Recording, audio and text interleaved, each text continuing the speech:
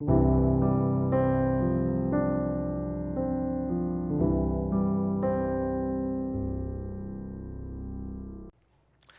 오늘도 하나님을 사랑하는 마음으로 수요예배에 함께 동참하시는 여러분들을 주님의 이름으로 진심으로 환영하고 사랑합니다.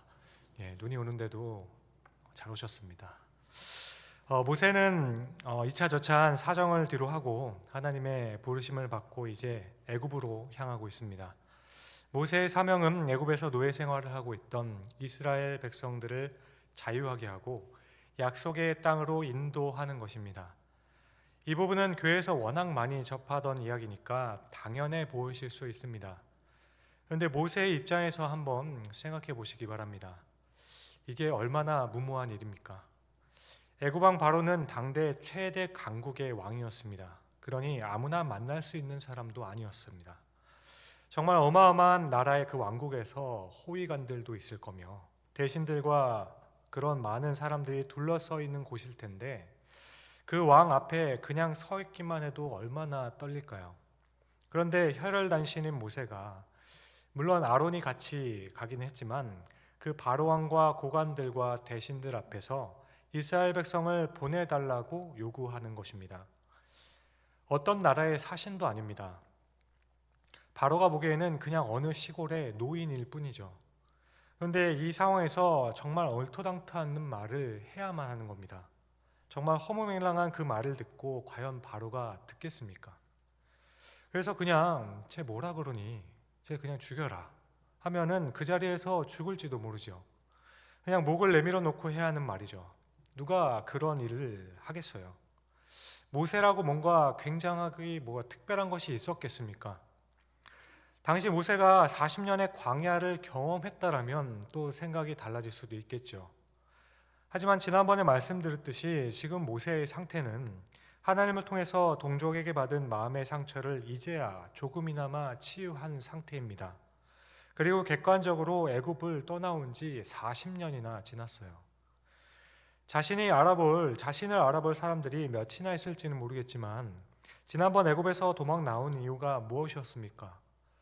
동족에게 배신을 당한 일로 자신이 살인이 발각이 될까 두려운 그 마음으로 아무것도 가지지 않고 야반도주했던 그였습니다. 그래서 출애굽기 3장과 4장 무려 2장의 내용이 하나님과 모세가 줄다리게 하는 내용으로 되어 있죠. 모세야 가라. 저는 싫습니다. 좀 가라니까. 저는 못 갑니다. 가라니까. 저는 말이 어둡습니다. 그래서 모든 것을 다 알려주고 다 해주겠다고 약속하시는데도 불구하고 끝끝내 말을 듣지 않는 모세에게 하나님께서는 출애굽기 4장 14절에 급기야 분노를 하시게 되죠. 여호와께서 모세를 향하여 노하여 이르셨다. 물론 이 과정은 상처로 열등감이 가득했던 모세를 다시 세우실 계획을 가지고 계신 아버지 하나님의 입장에서 억지로라도 떠밀려서라도 가게 하시는 것이었습니다. 어쨌든 하나님께서는 가기를 싫어하는 모세를 억지로 떠미신 거예요. 그런데 모세의 마음은 어떻겠습니까? 물론 하나님께서도 모세의 마음의 그 두려움을 아시죠. 그래서 모세에게 앞으로 일어나게 될 모든 일들을 다 알려주십니다. 우리도 그렇지 않습니까? 우리가 어떤 시험을 준비하고 그 시험을 기다리며 치게 될 때 내가 만약에 그 시험의 문제를 다 알고 답을 알고 있다라고 생각해 보십시오. 그러면 그 시험이 두렵겠습니까? 아니죠. 오히려 빨리 그 시험을 치르면서 기다려지고 있지 않겠습니까? 그렇게 21절을 보시면 이렇게 말씀하고 계세요. 여호와께서 모세에게 이르시되 내가 애굽으로 돌아가거든 내가 내 손에 준 이적을 바로 앞에서 다 행하라. 그러나 내가 그의 마음을 완악하게 한즉 그가 백성을 보내주지 아니하리니. 하나님께서는 모세의 손에 주신 이적이 있다라고 하시죠. 이것은 우리가 잘 알고 있는 10가지 재앙입니다. 그 중에 9가지를 행하라고 하신 거예요. 그러니까 애굽에 가서 어떤 재앙이 일어날는지 또 그때 바로가 어떻게 대할지 미리 다 이야기해 주신 거죠. 그리고 9가지 재앙을 다 경험한 바로의 마음에 대해서도 말씀해 주시는 겁니다. 9가지 재앙의 바로는 하나님께 대한 두려운 마음이 생깁니다. 하지만 오늘 본문을 보셔도 알겠지만 그러나 내가 그의 마음을 완악하게 하겠다라고 하시죠. 그래서 바로 왕이 이스라엘을 보내주지 않는다라고 하세요. 하나님께서는 이것마저도 다 미리 알려주신 겁니다. 막상 가서 이적을 행했는데 바로가 안 보내준다 하면은 모세의 마음이 또 얼마나 그렇겠어요. 그래서 하나님께서는 9번의 재앙을 보고도 바로는 보내주지 않을 것이다, 이것까지 다 말씀해 주신 거죠. 이 부분을 보면 우리가 정말 잘 알고 있는 그 말씀이 하나 생각이 나죠. 고린도전서 10장 13절의 말씀입니다. 사람이 감당할 시험 밖에는 너희가 당한 것이 없나니 오직 하나님은 미쁘사 너희가 감당하지 못할 시험 당함을 허락하지 아니하시고 시험 당할 즈음에 또한 피할 길을 내사 너희로 능히 감당하게 하시느니라. 그러니까 하나님께서는 모세의 상태를 아시기 때문에 모세가 지금 감당할 수 있을 만큼 다 미리 알려주시는 거예요.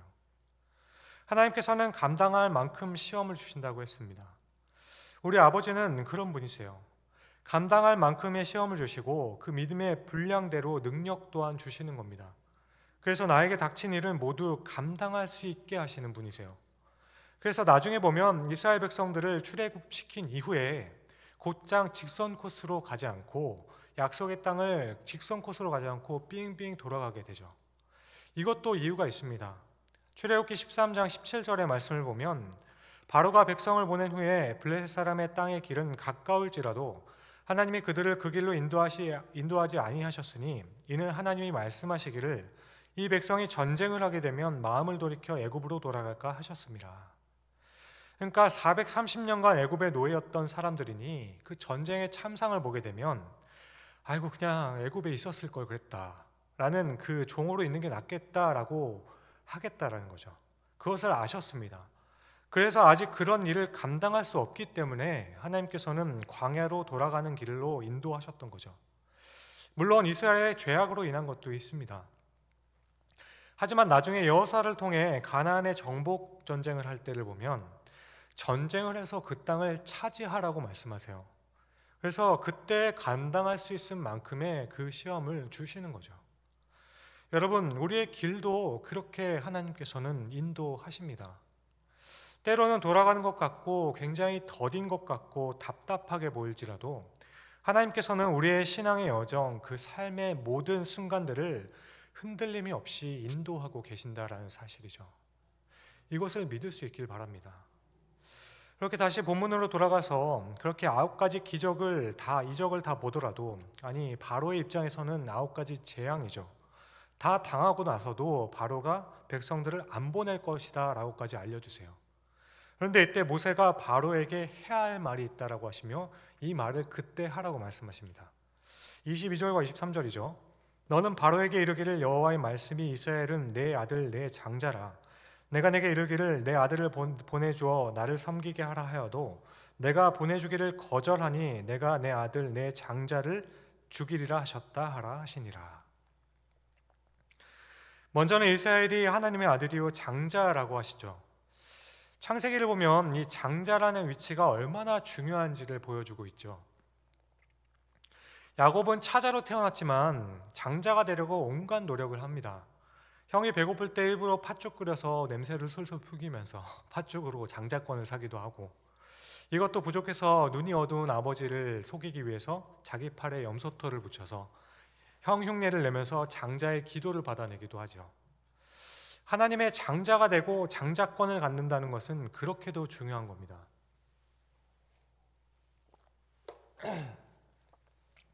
우리나라도 근데 이것은 성경에만 또 그렇지는 않은 것 같아요. 우리나라에서도 제가 태어나는 시기만 해도 이 아들이 굉장히 중요한 시기였습니다. 지금도 그 잔재가 남아있는 것 같아요.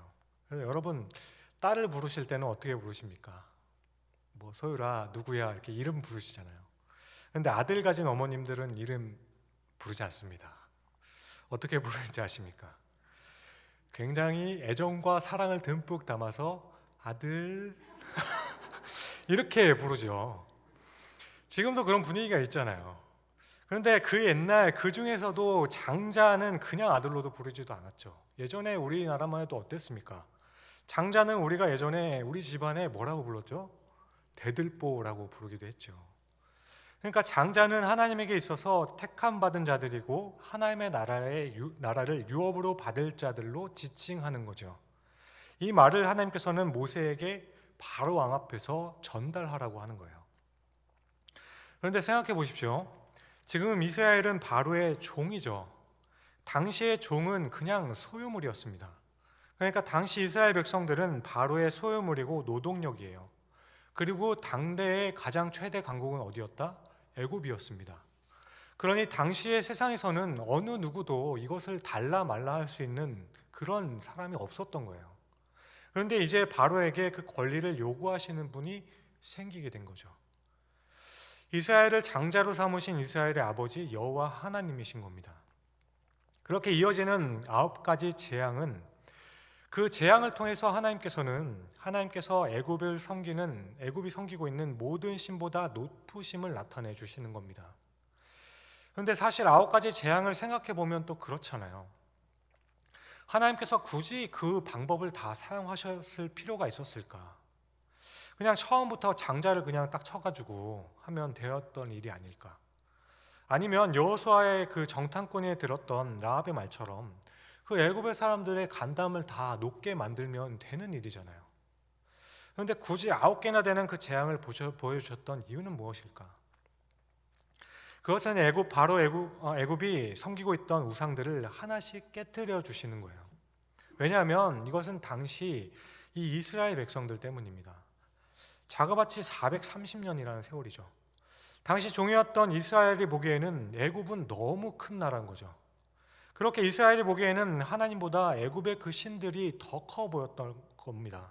무려 430년 동안, 400년 동안의 시간 동안에 이스라엘이 섬기고 있던 하나님은 보이지 않았으니까요.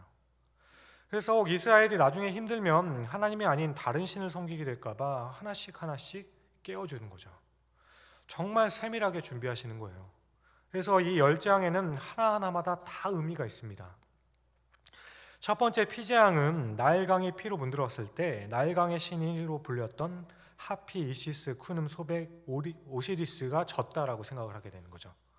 두 번째 개구리 재앙도 출산과 생명을 상징하는 개구리의 신 헤케트가 졌다라고 하는 거고, 세 번째 이 재앙은 땅의 신 게불을, 네 번째 파리 재앙은 공기의 신 슈를, 다섯 번째 가축 돌림병은 풍요의 상징인 소의 신인 아피스를, 여섯 번째 악성 종기는 의술 치료의 신인 토트 이시스를, 그리고 일곱 번째 우박 재앙은 하늘의 신 누트를, 여덟 번째 메뚜기 재앙은 곡물의 신 세라피스를, 아홉 번째 흑암 재앙은 태양신 라를 깨트리는 모습을 직접 보여주신 거예요. 그러니까 마치 도장 깨기를 하듯이 밑에서부터 서열이 높은 신들을 하나씩 다 깨버리시는 겁니다. 너무나도 커 보였던 그 우상들이 정말 하나씩 깨어지는 것을 이스라엘 백성들은 보게 되는 거죠. 그렇게 애굽의 모든 신들 위에 계신 하나님께서 이제 바로에게 요구하시는 거죠. 이스라엘은 내 아들, 내 장자이니 이제 내놔라 하시는 거예요. 그럼에도 불구하고 바로는 내놓지 않죠. 왜냐하면 아직 한 개의 신이 남았기 때문입니다. 그것은 바로 애굽의 왕 바로 자신이죠. 당시 애굽의 왕들은 자기를 신으로 여겼습니다. 그러므로 하나님은 최종적으로 바로라는 신을 깨뜨려 버리시는 거죠. 그것이 바로 바로의 장자를 죽이는 겁니다. 그렇게 바로뿐만 아니라 애굽의 모든 장자를 죽임으로써 바로가 한낱 인간일 뿐인 것을 알려주게 하시는 거예요. 그리고 이때 반대로 하나님의 장자됨이 과연 얼마나 중요한지를 깨우쳐주게 되는 겁니다. 이렇게 놓고 보면 왜 구약의 신앙의 성도들이 그토록 장자권에 목을 메었는지를 우리는 깨닫게 되죠. 하나님께서는 자신의 장자를 위해서는 어떤 일을 하시는지, 어떻게 이루어 가시는 분이신지를 우리는 깨닫게 되는 겁니다.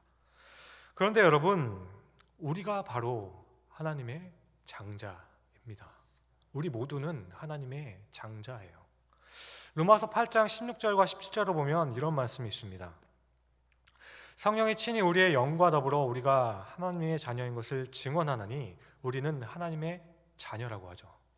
이어서 17절을 보시면 엄청난 사실이 있죠. 자녀이면 또 상속자 곧 하나님의 상속자요 그리스도와 함께한 상속자다.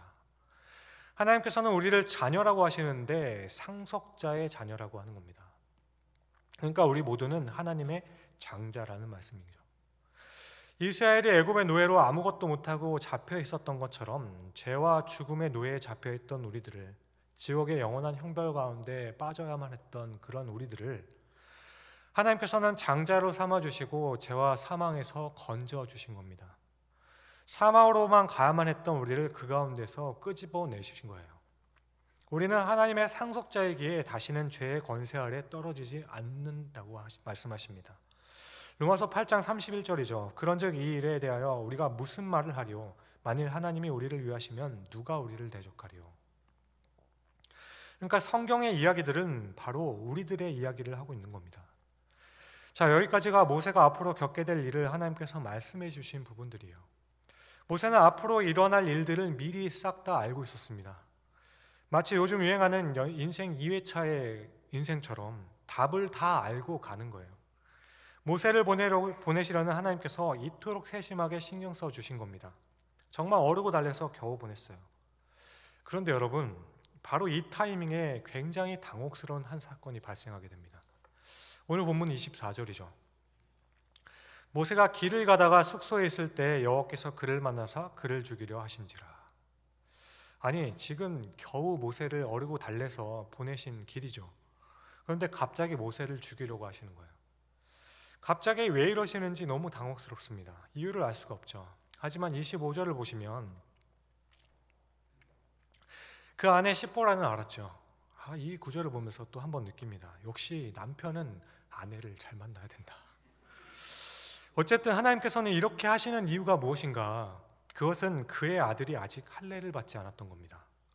물론 이때 하나님께서 모세를 죽이려 하신 것인지 아니면 아들을 죽이려 하셨는지 논란도 있고, 그렇지만 저는 모세를 죽이려고 하셨다라고 생각해요. 그리고 시보라는 어떻게 할례에 대해서 알고 있었는지도 의문이 가는 부분이고, 또 이 본문에는 이 외에도 여러 가지 이해가 되지 않는 부분들이 좀 있긴 합니다. 그러나 오늘 이 부분은 좀 다음에 두고 오늘은 이 상황에도 조금 더 집중해 보려 하는 거죠. 그래서 모세는 이때 어떻게 된 건지 모르겠지만 잡혀 있었죠. 그래서 이때 시보라는 하나님께 죽임을 당하기 직전이니 급하게 돌칼을 가지고 그의 아들의 포피를 베었다라고 하죠. 얼마나 급박한 상황이었으면 돌에 잡히는 돌멩이로 포피를 벗긴 겁니다. 여러분, 지금도 포경 수술하면 끔찍하죠. 아픕니다. 저는 태어나자마자 해서 잘 모르지만 초등학교 한 3, 4학년쯤 되면 하게 될 텐데, 정말 날카로운 칼로 해도 너무 아픈데 당시 돌칼이 얼마나 그 날카롭겠습니까? 그런데 소독도 안 한 상태에서 그 살갗을 쓱싹쓱싹 잘라낸 거죠. 급하니까 뭐 어떻게 했겠어요? 그냥 막 이렇게 했겠죠.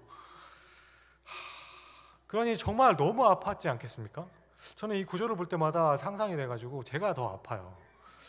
그런데 여러분, 이쯤에서 궁금한 건 왜 이 부분은 이 모세와 시보라는 하나님께서 심판하시는 이 날까지 오기까지 아들에게 할례를 하지 않은 것일까? 그것은 그간의 일들을 조금만 돌아보면 알 수가 있죠. 때는 바야흐로 40년 전으로 다시 올라가죠.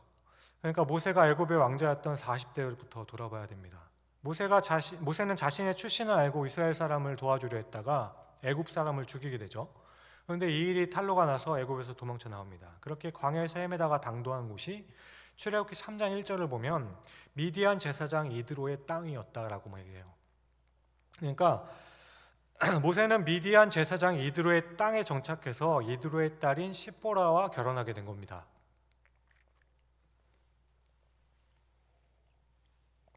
자꾸 입이 말라가지고 죄송합니다. 여기서 장인 이드로의 직업을 다시 생각해 보면 미디안 이방 땅의 제사장이에요. 하나님을 섬기는 제사장이 아니라 우상을 섬기는 제사장이죠. 그리고 그의 딸인 시보라인 겁니다. 그리고 모세는 도망자의 신세로 그 집에 얹혀 살게 되고 대리사위 역할을 하게 되죠. 어쨌든 그렇게 살다가 아들을 낳게 되죠. 그런데 이때 모세가 만일 장인어른, 아내라고 해야 되나요? 아내요. 제가 사실은 하나님을 섬기는 사람인데 우리 아들은 하나님의 법을 따라서 할례를 해야겠습니다. 그렇게 낳은 지 8일 된 정말 목도 못 가누는 아이의 거기를 딱 붙잡고 표피를 자른다고 생각해 보세요. 그럼 이 장면을 보고 있는 이방인 제사장이었던 장인과 아내는 어떻게 이 장면을 보겠습니까? 정말 기겁을 했을 겁니다. 난 지 8일 만에 표피를 제거하라고 했으니 정말 아직도 피투성이 같은 아이인데 그 아이의 가장 중요한 부분, 얼마나 중요합니까? 대를 이어하는 그 부분을 자르는 것처럼 보이는 거죠.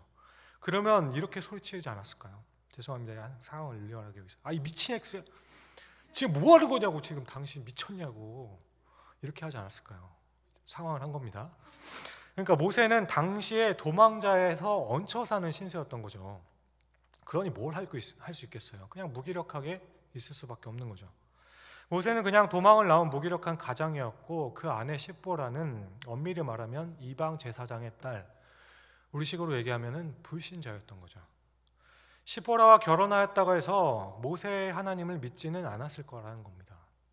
그런데 왜 다시 오늘 본문의 상황을 넘으면 지금 하나님께서는 모세를 하나님의 장자인 이스라엘을 인도의 사람으로 보내고 계신 거예요.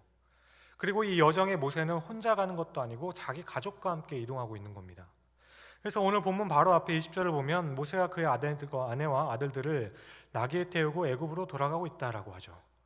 그러니까 모세는 하나님의 장자인 이스라엘을 구원하러 가고 있는데, 정작 모세 자신의 가족은 하나님의 그 장자로 들어오지 못했던 거예요.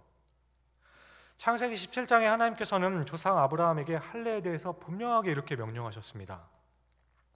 17장 10절과 11절인데요. 너희 중에 남자는 다 할례를 받으라. 이것이 나와 너희와 너희 후손 사이에 지킬 내 언약이니라. 너희는 포피를 베어라. 이것이 나와 너희 사이의 언약의 표징이니라. 그리고 이어지는 14절을 보면 이렇게 말씀하세요. 할례를 받지 아니한 남자 곧 그 포피를 베지 아니한 자는 백성 중에서 끊어지리니 그는 내 언약을 배반하였음이니라 말씀하세요. 그러니까 포피를 베지 않는 자는 언약을 배반한 자이기 때문에 자녀에게서 끊어지게 된다고 하시는 거죠. 앞에서 애굽 왕 바로는 하나님의 장자인 이스라엘을 내어주지 않았기 때문에 그의 장자를 죽이겠다 말씀하셨죠. 그런데 형편과 사정이 어떻든 간에 집안의 가장인 모세는 그의 아들에게 할례를 행하지 않음으로써 마땅히 언약 안에 들어왔어야만 하는 그 자손을 하나님으로부터 끊어지게 방치하게 되었던 거죠. 이 모습은 바로와 다를 바가 없다라는 겁니다. 그렇기 때문에 하나님께서는 구원자로 택하신 모세일지라도 그를 언약의 배반자로 간주하시고 죽이려고 했던 거예요. 이렇게 볼 때는 천하의 모세여도 불신의 결혼은 참 힘든 것 같습니다. 사랑으로 결혼하는 것은 힘이 들죠. 요즘에는 토요일, 일요일 이렇게 두 번의 휴일이 있어서 좀 낫지만, 예전에는 토요일까지 일했던 때에는 결혼해서 처음은 잘 따라가죠. 시간이 지나면 근데 유일하게 좀 쉴 수 있는 일요일에 늦잠을 자고 싶은데 자지를 못해서 힘들죠. 그래서 처음에는 조금은 조심스럽게 말합니다. 아니, 매주 이렇게 한 주도 빠지지 않고 교회에 가야만 되는 거야? 그리고 조금 더 지나면 당신은 우리 가족은 안 중요해? 우리 애들한테는 관심이 없어? 교회에서는 교사한다면서 우리 애들한테는 관심이 없냐? 또 어떤 때는 아침 일찍 일부 예배라는 게 있던데 그거 드리고 이후에는 그냥 좀 편하게 좀 지내자. 여러분, 이런 말들이 어떻게 들리십니까? 신앙의 갈등에 있는 분들은 이런 말을 그냥 쉽게 넘어갈 수 있는 말들이 아니죠. 정말 심하게 성경책을 막 찍고 구박하는 정도가 아닐지라도 이런 말 한마디, 섭섭한 표정 한번, 이것이 얼마나 큰 부담이 되는지는 모릅니다. 그래서 어쩔 수 없다 생각하고 가정의 평화를 위해서 하나둘 양보하기 시작하면 결국 바라던 일이 벌어지게 돼요. 사랑으로 신앙을 극복하게 되죠. 무슨 말인가 하면 신앙이 없어진다는 거죠. 교회 봉사나 예전에 있었던 교회 생활의 그 즐거움들이 점점 메말라 가다가 어느 순간 자신의 신앙을 지키는 것조차 힘들어지는 때가 옵니다. 어떤 가정에 오랫동안 어머니께서 혼자 신앙생활을 지켜가셨던 분이 있었어요. 어떻게든 오래 붙들고 지키셨는데 이제는 더 이상 힘이 들어서 포기하려는 때가 왔습니다. 그런데 그 포기하는 쯤에 자녀가 예수님을 믿게 된 거예요. 그렇게 전에는 전혀 그렇지 않고 그렇게 가자라고 해도 가지 않았던 자녀가 갑자기 열심히 교회를 다니기 시작합니다. 자, 그럼 그 어머니가 교회를 열심히 다니는 자녀에게 어떻게 이야기했을까? 그래, 고맙다. 지금이라도 도와줘서 와서 참 고맙다. 이렇게 했어야만 하잖아요. 근데 그 어머니는 너는 왜 쓸데없이 이제 교회 간다 그래가지고 그러냐라고 하셨다라고 하죠. 자기가 핍박을 당했는데 자녀에게 그렇게 하는 경우도 있어요. 그래서 고린도후서 6장 14절에 이렇게 말씀합니다. 너는 믿지 않는 자와 멍에를 함께 매지 말라. 의와 불법이 어찌 함께하며 빛과 어둠이 어찌 사귀며. 정말 안타까운 말씀입니다. 믿지 않는 자와 멍에를 함께 매지 말라. 이 말씀이 물론 결혼만을 염두에 한 말씀은 아니죠. 하지만 결혼이 포함되는 말씀이에요. 그러니까 이때 모세의 상황에서 생각해 볼 수 있는 것은, 어쩌면 모세의 입장에서는 애굽 왕의 그 바로 왕을 대하는 것도 굉장히 힘들었겠지만, 이 믿지 않는 여자와 살았던 그 십보라를 대하는 것도 여간 힘든 일이 아니었겠다라고 생각이 든다라는 겁니다. 그러니까 가정에서 다른 가치관들이 있어서 힘든 모습도 상상을 할 수 있다라는 거죠. 근데 내 집안도 잘 건사 못하는 상황에서 하나님께서는 이 가정에 직접적으로 개입해 주신 거예요. 갑자기 하나님께서 모세를 죽이려고 하시는 거죠. 옆에 있던 시포라가 얼마나 놀랐을까요? 남편이 지금 죽게 생겼습니다. 그럼 이제 어떻게 해야 됩니까? 그러니 아이고 하나님, 제가 믿겠습니다. 제가 굽히겠습니다. 그렇게 급하게 옆에 있던 돌칼을 들고 어린 아들의 포피를 자르죠. 포피를 자른 부위를 피가 줄줄 흐르고 아이는 옆에서 자지러지고 있는데, 아이는 갑자기 이게 뭔 일이냐고 하는 거죠. 이 복잡한 상황 가운데 이 복잡한 어머니의 심정을 어떻게 설명을 해드릴까요? 25절을 다시 보십시오. 십보라가 돌칼을 가져다가 그 아들 포피를 베어 그 발에 갖다 대며 이르되 당신은 참으로 내게 피난편이로다 하니, 그리고 이어서 26절을 보면 여호와께서 그를 놓아주시니라. 이때 십보라가 피난편이라 함은 할례 때문이었더라. 이것은 피를 흘림으로 하나님의 언약의 백성 안에 들어가게 되는 것을 말씀하고 있는 거예요. 이스라엘 백성들은 다 그렇게 해서 하나님의 언약 안에 들어갔습니다. 어린 양의 피로 문설주를 바르고 그 안에 거함으로 하나님의 언약 안에 들어가게 됐죠. 내 남편이 피난편이라고 인정함으로써 그 피를 흘림으로 인해서, 아니 자신도 자기 자녀들도 그렇게 하나님의 백성이 될 터이니 제발 내 남편을 살려달라고 하는 거죠. 하나님 보십시오, 제가 잘났습니다. 이거 보세요, 제가 믿겠습니다. 제가 믿으면 되는 거 아닙니까? 이렇게 고백하는 모습이 상상되는 거죠. 그러니 이 분위기를 생각해 보면 믿는다 고백은 했지만 지금 분위기는 기분 좋게 내가 예수를 만나서 참 기쁘다 하면서 믿는 표정이 아닌 거예요. 너무 당황스럽고 분하기까지 하죠. 어쨌든 그제서야 하나님께서는 모세를 놓아주게 되죠. 순탄한 방법은 아니었지만 하나님께서는 이 가정 가운데 이 신앙의 문제를 해결하신 겁니다. 그렇게 이 사건이 보여주고자 하는 내용이 있는 거죠. 하나님께서는 오늘 모세의 가정에 개입하셨던 것 같이 애굽 안에서도 강력하게 개입하실 것이다. 바로의 마음을 굴복시킬 것이고 장자 이스라엘을 반드시 약속의 땅으로 이끌어낼 것이다 라는 것을 보여주는 겁니다. 모세의 가정에서처럼 하나님께서는 애굽에서도 절대로 실패하지 않으실 것이다 라는 겁니다. 그 증거가 바로 한 단어로 설명이 됩니다. 25절에 십보라가 포피를 그 발에 갖다 대었다라는 표현이죠. 여기서 갖다 대었다라는 이 단어는 나중에 장자들이 죽는 10번째 재앙의 날에 이스라엘 백성들이 문설주에 피를 발랐죠. 이 발랐다라는 단어와 갖다 대었다라는 단어가 같은 단어로 사용됩니다.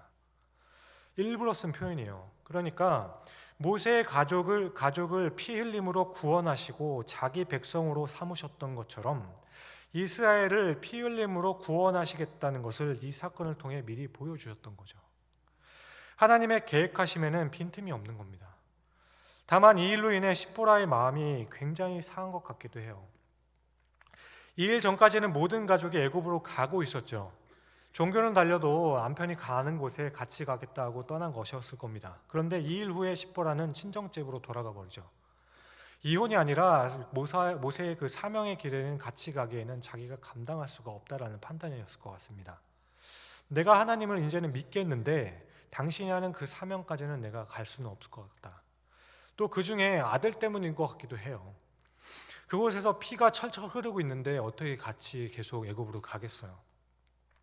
이렇게 모세는 아론과 같이 가서 일을 해내게 되죠. 그런데 여러분, 하나님께서는 이런 불편한 마음도 녹여주세요. 시간이 지나고 마침내 이스라엘이 출애굽을 합니다.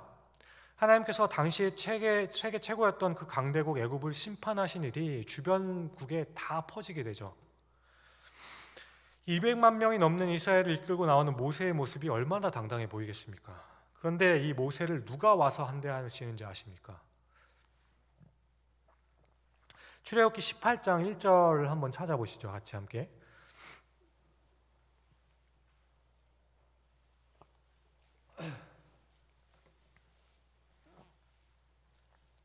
출애굽하여서 이스라엘 백성들을 데리고 나오는데 이때 누가 나오냐면 모세의 장인이며 이 미디안 제사장이 이드로가 하나님이 모세에게와 자기 백성 이스라엘에게 하신 일, 곧 여호와께서 이스라엘을 애굽에서 인도해 내신 일을 모든 일을 들으니라. 장인이 이 소식을 들었어요. 그러자 이어서 18장 2절부터 더 보시면 모세의 장인 이드로가 모세가 돌려보냈던 그의 아내 십보라와 그의 두 아들을 데리고 왔으니, 그리고 밑으로 내려가 9절을 보시면 무엇이라 말씀하시는가? 이드로가 여호와께서 이스라엘에게 큰 은혜를 베푸사 애굽 사람의 손에서 구원하심을 기뻐하여, 그냥 기뻐하는 정도가 아니죠. 이어서 10절을 보면 이드로가 이르되 여호와를 찬송하리로다. 이방인 제사장이었던 이드로가 하나님을 찬양합니다. 그리고 더 이어서 보면 너희를 애굽 사람의 손에서와 바로의 손에서 건져내시고 백성을 애굽 사람의 손 아래에서 건지셨도다. 그리고 더 중요한 말씀이 11절부터죠. 이제 내가 알았도다. 여호와는 모든 신보다 크심으로 이스라엘에게 교만하게 행하는 그들을 이기셨도다 하고, 이어서 12절을 보시면 모세의 장인 이드로가 번제물과 희생제물들을 하나님께 가져오매 아론과 이스라엘 모든 장로가 와서 모세의 장인과 함께 하나님 앞에서 떡을 먹다. 모세의 장인이 번제물과 희생물을 드리면서 하나님께 나온 겁니다. 하나님을 믿는 신앙으로 들어온 거예요. 그리고 하나님 앞에서 떡을 떼어 먹었다. 쉽게 우리가 생각하면 성찬식을 한 겁니다. 하나님의 백성으로서 편입이 된 거예요. 그렇게 십보라와 그 아들들도 하나님 언약 안에 들어온 겁니다. 여러분, 모세가 죽을 뻔한 날에 딸과 아이들이 돌아와서 그 아버지에게 얼마나 얘기했겠습니까? 어떤 일이 있었냐면은 이러면서, 아빠, 내가 모세랑 갔다가 무슨 일을 당했냐면, 그런데 그런 아버지의 마음도 십보라와 아이들의 마음도 다 풀어주신 거예요. 이렇게 모든 가족이 돌아오고 하나님께 속하게 되는 거죠. 모세도 이스라엘을 이끌어냈는데 그 순간 십보라와 그렇게 헤어졌으니 돌아가면 가족이 어떻게 하고 있을까 생각하지 않겠습니까? 큰 일을 다 치르고 나서 돌아갈 때 가정이 생각나지 않겠어요? 그런데 하나님께서는 정말 세심하게도 이 가정의 평안을 다 풀어주신 거예요. 사랑하는 성도 여러분, 모세는 지난 시간에도 말씀드렸듯이 그렇게 강한 사람이 아니었습니다. 그럼에도 불구하고 하나님께서는 쓰시려고 하니까 필요한 능력들을 부어주신 거였고, 풀어야 할 문제들이 있으면 하나님께서는 다 개입해서 풀어주고 계신 거예요. 피난편이라고 불렀던 모세가 그랬던 것처럼 우리 모두도 주님의 피 흘리심으로 하나님의 가족에 편입된 사람들이에요. 우리가 그리스도의 신부라고 하는데 그리스도가 바로 우리의 남편 되시는 겁니다. 그것도 그냥 편입된 것이 아니라 장자라고 우리는 불립니다. 여러분, 우리 아버지 하나님께서는 우리의 연약함이나 형편이나 환경과는 관계없이 우리의 모든 인생들 가운데 일하고 계십니다. 여러분, 이 사실을 오늘 우리는 믿을 수 있기를 바랍니다. 그렇다면 이 아버지를 의지함으로 이번 한 주도, 아니 평생에 믿음으로 승리할 수 있는 우리 모두가 될 수 있기를 주님의 이름으로 간절히 축원드립니다. 기도하겠습니다.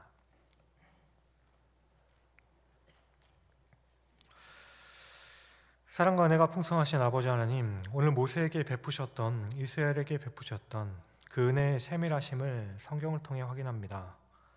우리의 인생도 돌아보면 정말 어떻게 여기까지 올 수 있었을까 싶은 시간들도 있었음을 고백합니다. 그렇게 아버지는 자녀의 모든 것을 더 잘 아시기에 정말 세밀하게 하나하나 다 준비하여 주셨고, 또 길을 갈 수 있을 만큼의 믿음을 보일 수 있도록 우리가 감당할 시험만을 주심을 믿습니다.